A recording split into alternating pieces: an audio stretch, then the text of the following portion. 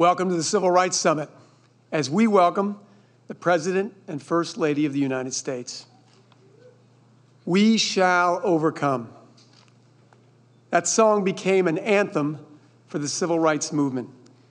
And for those who fought against racial injustice, those words have special meaning. On March 7, 1965, John Lewis helped to lead a protest march for voting rights from Selma, Alabama, to the state's capital, Montgomery. The march was brutally thwarted by Alabama state troopers in a day of infamy that became known as Bloody Sunday. President Lyndon Johnson was never one to let a good crisis go to waste. A week later, he used Bloody Sunday to show the need to pass the Voting Rights Act that he had proposed, but that had stalled in the halls of Congress. In a plea before Congress and the nation, he said, "It is all of us who must overcome the crippling legacy of bigotry and injustice, and we shall overcome." John Lewis watched that speech in Selma with his mentor, Dr. Martin Luther King, at his side.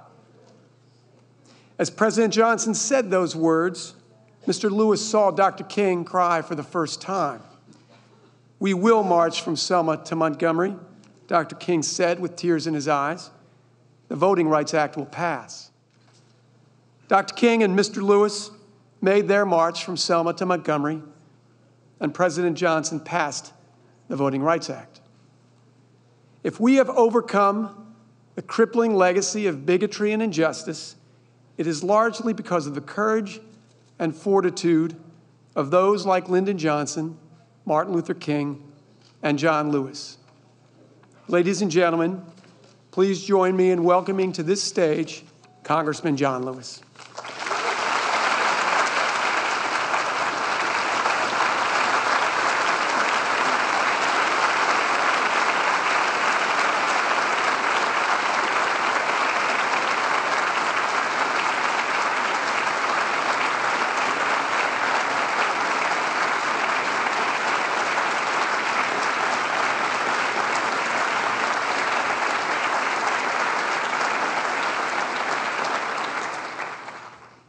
Thank you, Mark, and the staff of the Lyndon Baines Johnson Library.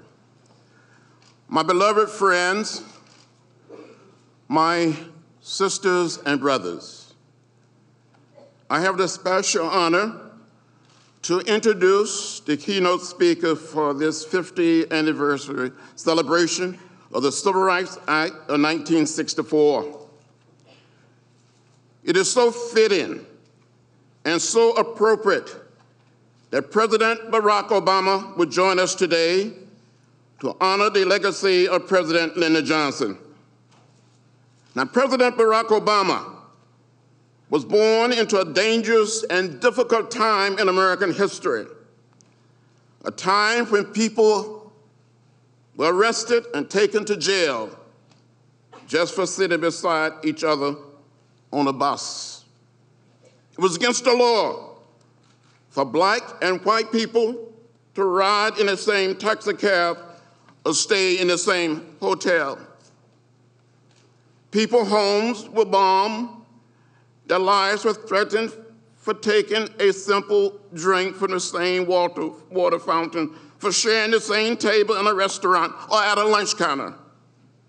There were signs everywhere that said white and colored, and they imposed an unholy order on the lives of the average American citizen.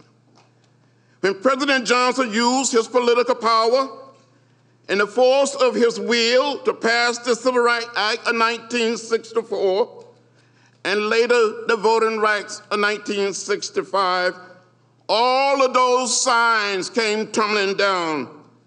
And you will not see those signs. Our children will not see those signs, except in a museum, in a book, or on a video.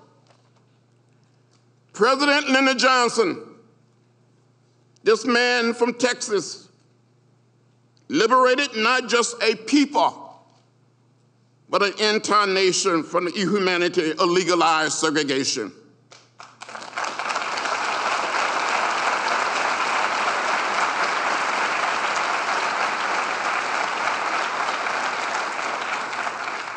Without the leadership of President Lyndon Johnson and involvement of hundreds and thousands and millions of people in the civil rights movement, there will be no President Jimmy Carter, no President Bill Clinton, no President Barack Obama.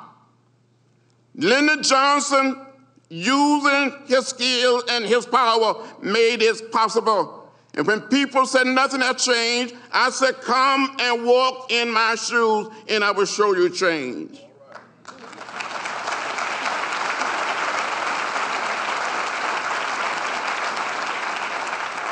When President Barack Obama walked through the doors of the White House, he ushered in a time of great hope, silent prayers, and deep aspiration.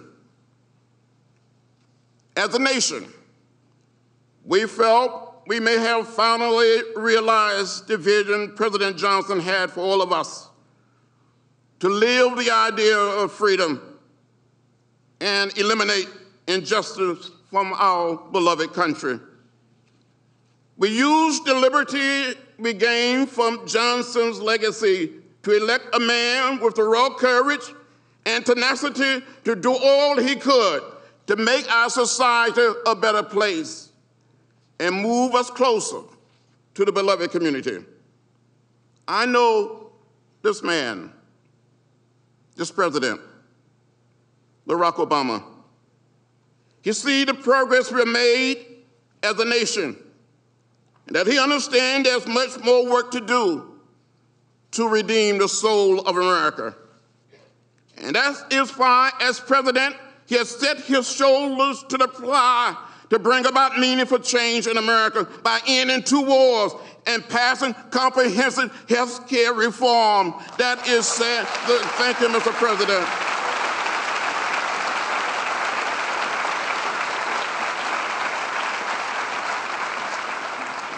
Now, my dear friends, it is my great honor and pleasure to present our friend, our president, President Barack Obama, and the First Lady.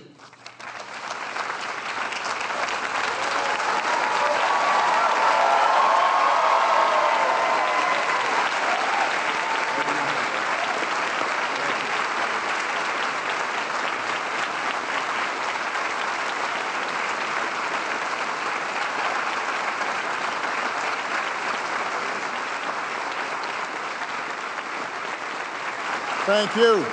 Thank you very much. Thank you so much. Thank you. Thank you very much. Thank you. Please have a seat. Thank you. Thank you very much. Please. What a singular honor it is for me to be here today. I want to thank, first and foremost, the Johnson family for giving us this opportunity and the graciousness with which Michelle and I have been received. We came down a little bit late because we were upstairs looking at some of the exhibits and some of the private offices that were used by President Johnson and Ms. Johnson. And Michelle was in particular interested of a recording in which Lady Bird is critiquing President Johnson's performance. And she said, come, you need to listen to this. And she pressed the button and nodded her head. Some things do not change, even 50 years later. To all the members of Congress, the warriors for justice, the elected officials, and community leaders who are here today, I want to thank you. 4 days into his sudden presidency,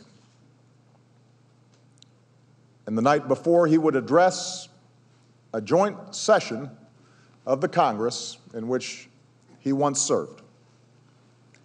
Lyndon Johnson sat around a table with his closest advisors, preparing his remarks to a shattered and grieving nation. He wanted to call on senators and representatives to pass a civil rights bill, the most sweeping since Reconstruction. And most of his staff counseled him against it. They said it was hopeless, that it would anger powerful Southern Democrats and committee chairmen, that it risked derailing the rest of his domestic agenda. And one particularly bold aide said he did not believe a president should spend his time and power on lost causes, however worthy they might be.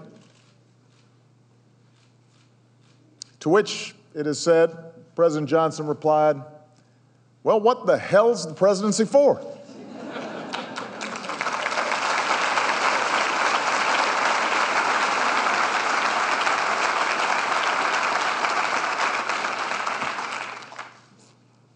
What the hell's the presidency for? If not to fight for causes you believe in.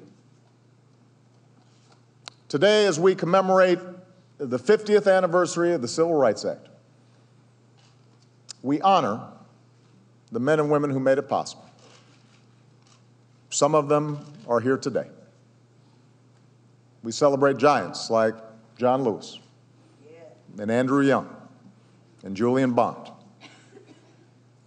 We recall the countless unheralded Americans, black and white, students and scholars, preachers and housekeepers, whose names are etched not on monuments, but in the hearts of their loved ones and in the fabric of the country that they helped to change. But we also gather here, deep in the heart of the state that shaped him, to recall one giant man's remarkable efforts to make real the promise of our founding. We hold these truths to be self-evident, that all men are created equal. Those of us who've had the singular privilege to hold the office of the presidency know well that progress in this country can be hard and it can be slow, frustrating, and sometimes you're stymied. The office humbles you.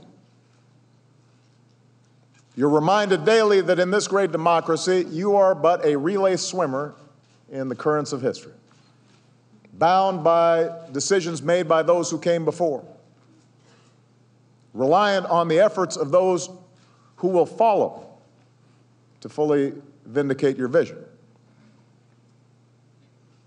But the presidency also affords a unique opportunity to bend those currents by shaping our laws and by shaping our debates, by working within the confines of the world as it is, but also by reimagining the world as it should be. This was President Johnson's genius.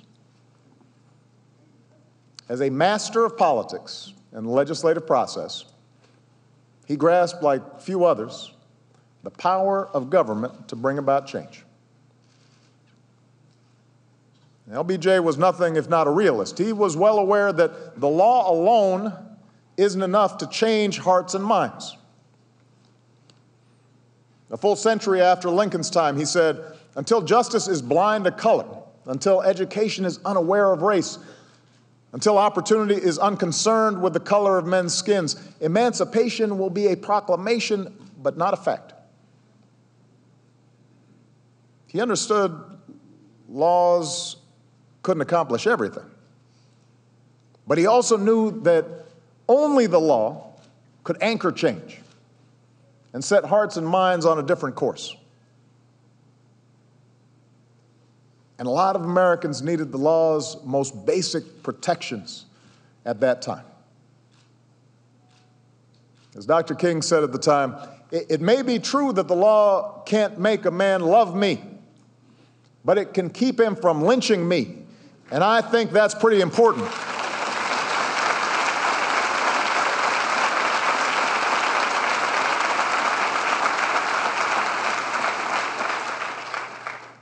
And passing laws was what LBJ knew how to do. No one knew politics, and no one loved legislating more than President Johnson.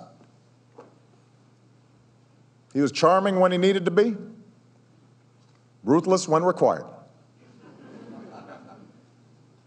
He could wear you down with logic and argument. He could horse trade, and he could flatter. You come with me on this bill, he would reportedly tell a key Republican leader from my home state during the fight for the Civil Rights Bill. And 200 years from now, school children will know only two names, Abraham Lincoln and Everett Dirksen.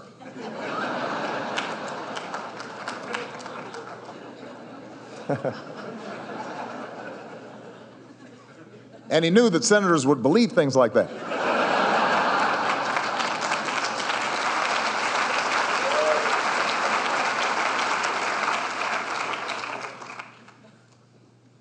President Johnson liked power. He liked the feel of it, the wielding of it. But that hunger was harnessed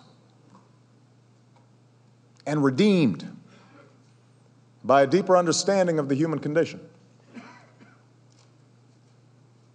by a sympathy for the underdog, for the downtrodden, for the outcast. And it was a sympathy rooted in his own experience.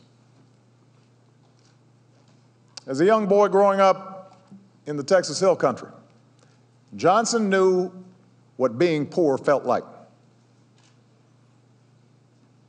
Poverty was so common, he would later say, we didn't even know it had a name. The family home didn't have electricity or indoor plumbing. Everybody worked hard, including the children. President Johnson had known the metallic taste of hunger, the feel of a mother's calloused hands, rubbed raw from washing and cleaning and holding the household together. His cousin Ava remembered sweltering days spent on her hands and knees in the cotton fields, with Lyndon whispering beside her, boy, there's got to be a better way to make a living than this. There's got to be a better way. It wasn't until years later, when he was teaching at a so-called Mexican school in a tiny town in Texas, that he came to understand how much worse the persistent pain of poverty could be for other races in a Jim Crow South. Oftentimes, his students would show up to class hungry. And when he'd visit their homes, he'd meet fathers who were paid slave wages by the farmers they worked for.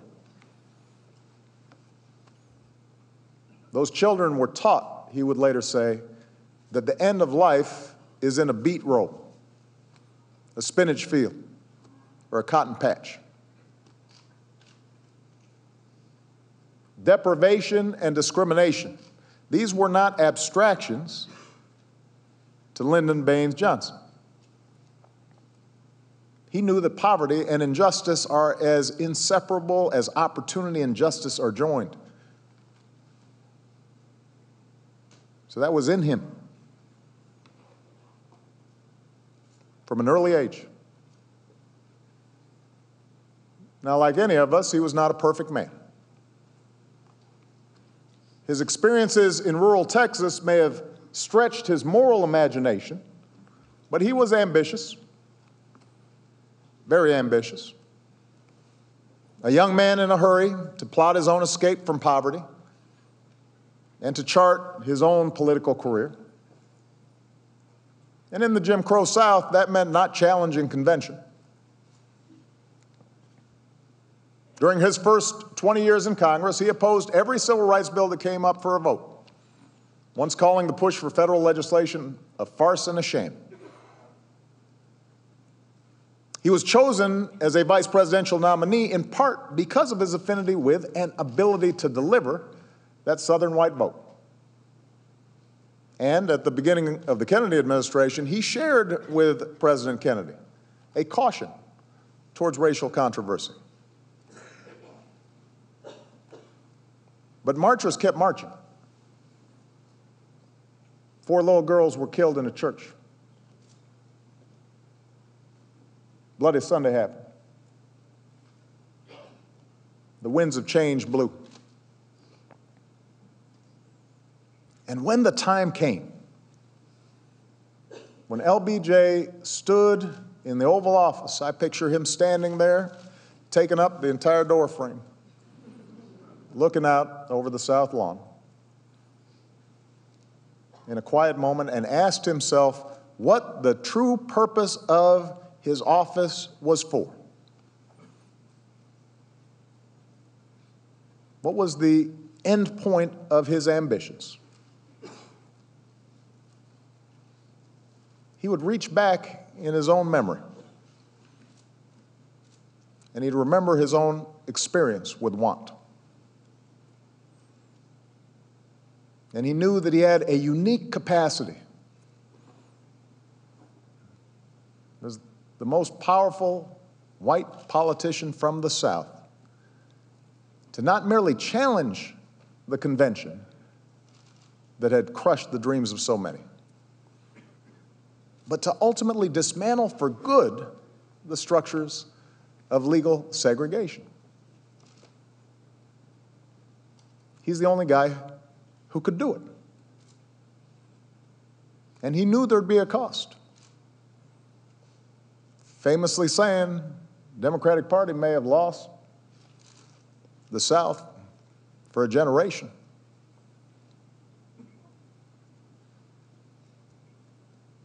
That's what his presidency was for. That's where he meets his moment. And possessed with an iron will,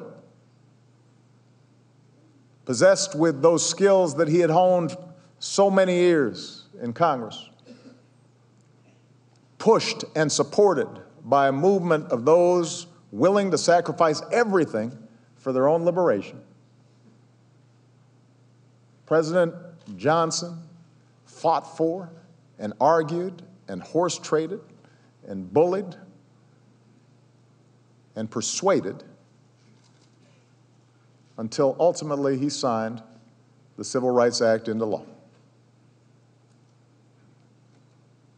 And he didn't stop there. Even though his advisors again told him to wait. Again told him, let the dust settle. Let the country absorb this momentous decision. He shook them off. The meat in the coconut, as President Johnson would put it, was the Voting Rights Act. So he fought for and passed that as well. Immigration reform came shortly after, and then a Fair Housing Act, and then a health care law that opponents described as socialized medicine that would curtail America's freedom, but ultimately freed millions of seniors from the fear that illness could rob them of dignity and security in their golden years, which we now know today as Medicare.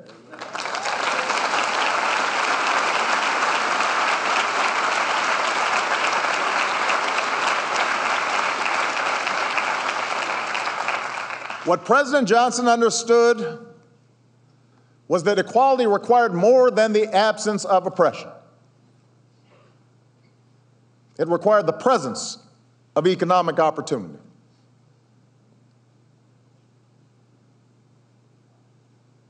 He wouldn't be as eloquent as Dr. King would be in describing that linkage. As Dr. King moved into mobilizing sanitation workers and the poor people's movement, but he understood that connection because he had lived it. a decent job, decent wages, health care. Those two were civil rights worth fighting for. An economy where hard work is rewarded and success is shared. That was his goal. And he knew, as someone who had seen the New Deal transform the landscape of his Texas childhood, who had seen the difference electricity had made because of the Tennessee Valley Authority, the transformation concretely, day in and day out in the life of his own family, he understood that government had a role to play in broadening prosperity to all those who would strive for it. We want to open the gates to opportunity, President Johnson said. But we're also going to give all our people, black and white, the help they need to walk through those gates.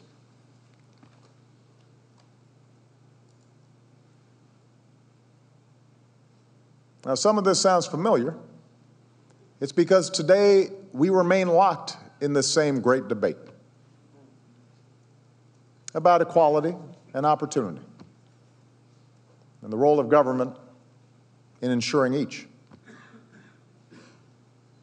As was true 50 years ago, there are those who dismiss the Great Society as a failed experiment and an encroachment on liberty, who argue the government has become the true source of all that ails us and that poverty is due to the moral failings of those who suffer from it. There are also those who argue, John, that nothing's changed, that racism is so embedded in our DNA that there's no use trying politics. The game is rigged. But such theories ignore history. Yes, it's true that despite laws like the Civil Rights Act and the Voting Rights Act and Medicare, our society is still racked with division and poverty. Yes, race still colors our political debates, and there have been government programs that have fallen short.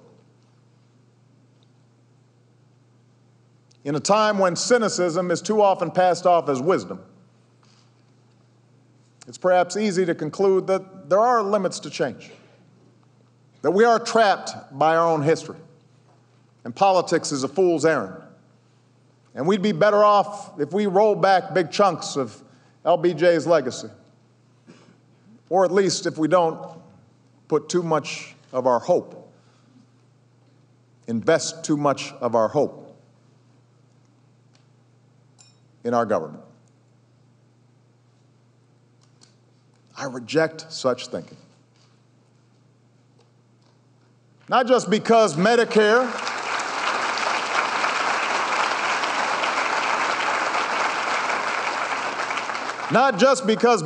and Medicaid have lifted millions from suffering, not just because the poverty rate in this nation would be far worse without food stamps and Head Start and all the Great Society programs that survive to this day. I reject such cynicism because I have lived out the promise of LBJ's efforts, because Michelle has lived out the legacy of those efforts, because my daughters have lived out the legacy of those efforts, because I and millions of my generation were in a position to take the baton that he handed to us. Because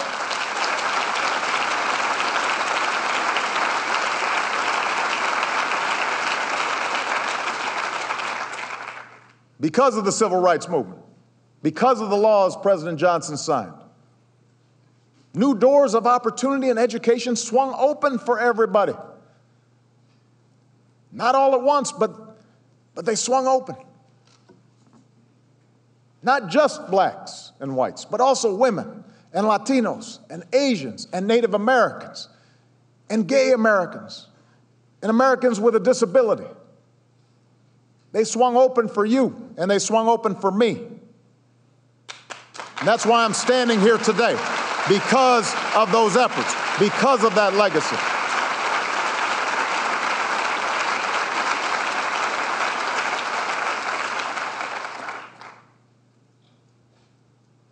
And that means we've got a debt to pay. That means we can't afford to be cynical.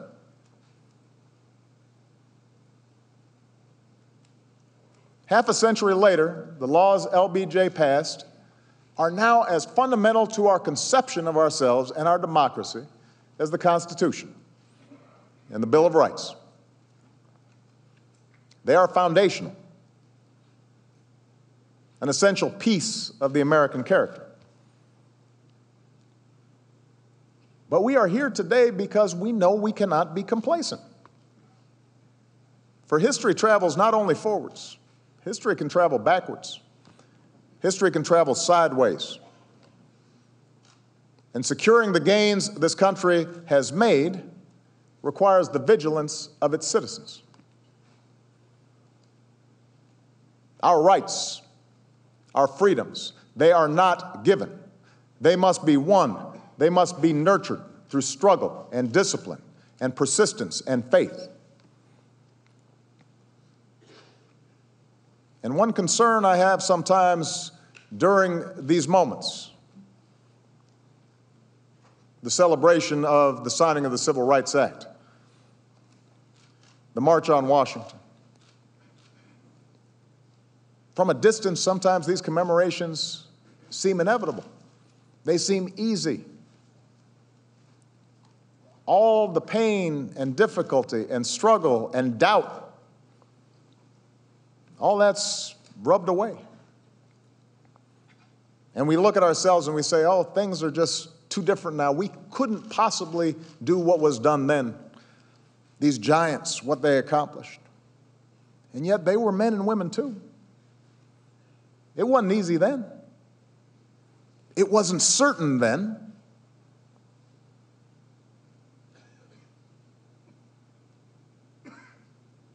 Still, the story of America is a story of progress. However slow, however incomplete, however harshly challenged at each point on our journey, however flawed our leaders, however many times we have to take a quarter of a loaf or half a loaf, the story of America is a story of progress. And that's true because of men like President Lyndon Baines Johnson.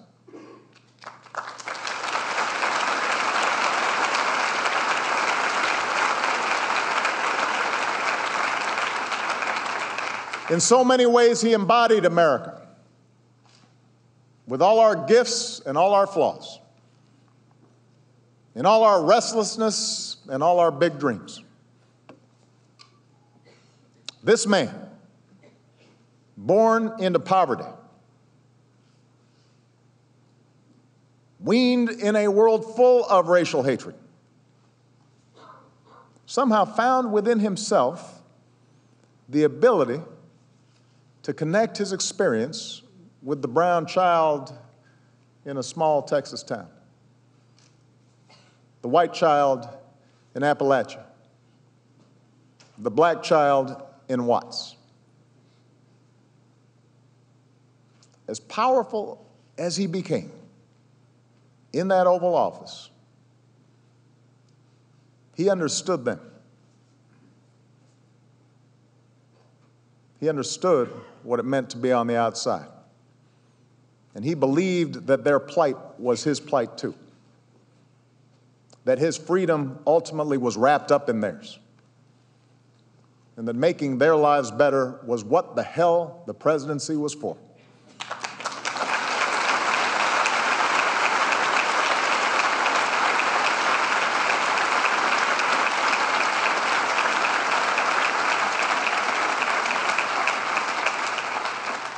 And those children were on his mind when he strode to the podium that night in the House chamber, when he called for the vote on the civil rights law.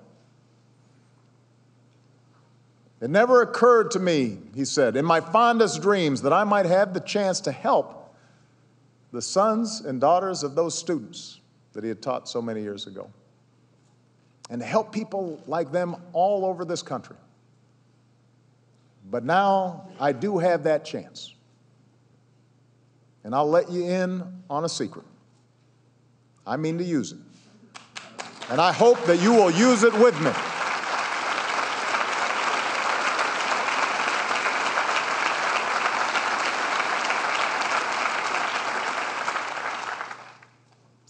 That was LBJ's greatness. That's why we remember him.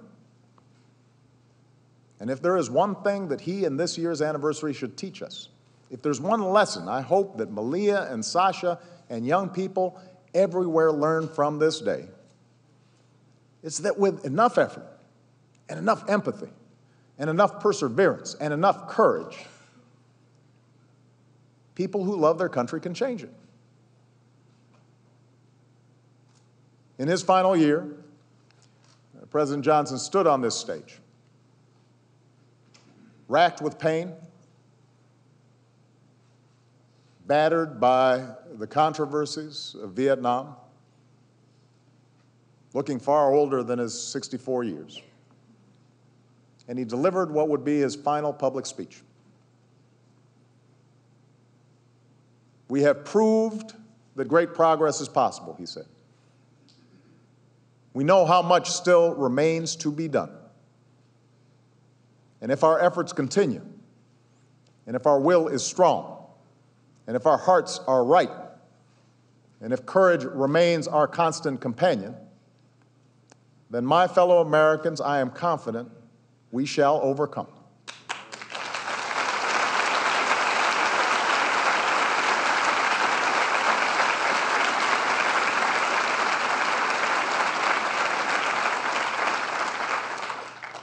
We shall overcome. We, the citizens of the United States. Like Dr. King, like Abraham Lincoln, like countless citizens who have driven this country inexorably forward, President Johnson knew that ours, in the end, is a story of optimism, a story of achievement and constant striving that is unique upon this earth. He knew because he had lived that story. He believed that together we can build an America that is more fair, more equal, and more free than the one we inherited. He believed we make our own destiny. And in part because of him, we must believe it as well. Thank you. God bless you. God bless the United States of America.